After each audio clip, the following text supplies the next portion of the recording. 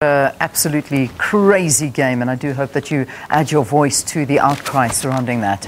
Well, South Africa is hosting the Southern African Development Community Solidarity Conference with the Saharawi Arab Democratic Republic in Pretoria today and tomorrow. Lehana Tsotetsi is there. Let's find out a little bit more from him. Lehana, a very good morning to us. Give us an update.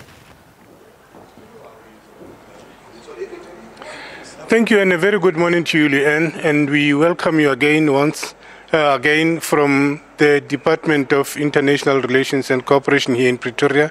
This is where the SADC conference will be taking place to deliberate on the issue of the occupation of Western Sahara by Morocco. With me is the Deputy Minister of International Relations and Cooperation, Minister Llewellyn Londas. Minister, welcome. Thank you. Minister, can you just take us briefly as to why this summit?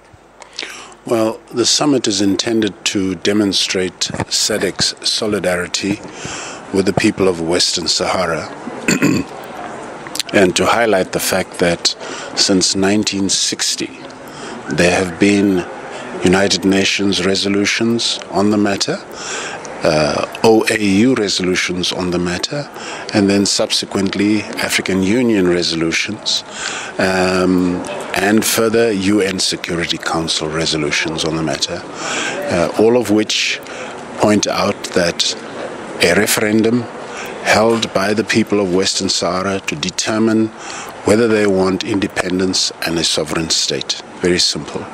And so the intention of this Solidarity Conference is to say to the people of Western Sahara, we stand fully behind their demands for a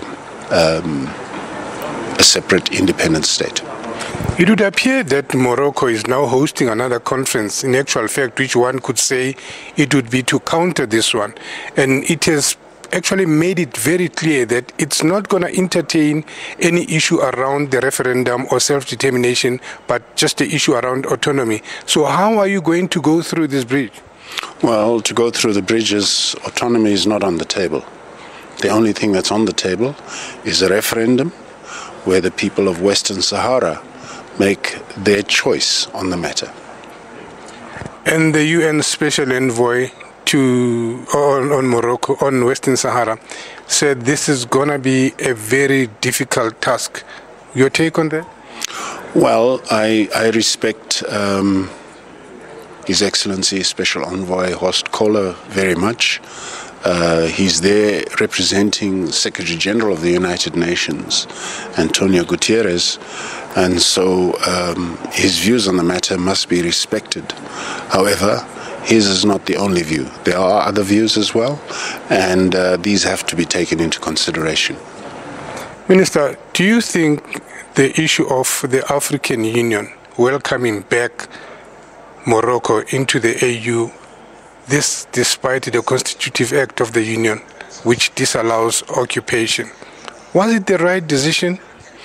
Well, time will tell. Time will tell. We agree with you about the Constitutive Act and the whole question of colonization, all of which we had assumed had been resolved many years ago, and clearly it hasn't. And so the world needs to sit down and take note of this and come to a decision.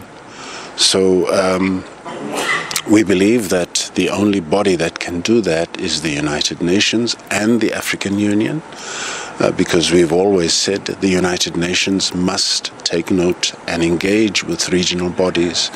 And so the position of the African Union on this matter, which is contained in the Constitutive Act, has to be taken into consideration, and that speaks for itself. The UN, there has been allegations that it has failed the people of Western Sahara. Well, one could argue that the UN has failed not only the people of Western Sahara, and I certainly agree with that view. It has failed the people of Yemen, it has failed the people of Syria, and I could go on and on. And so many of us, and I'm a member of that school of thought that says perhaps it's time for the UN to take stock Thank you, Minister. Perhaps time for the UN to take stock. And back to you in the studio.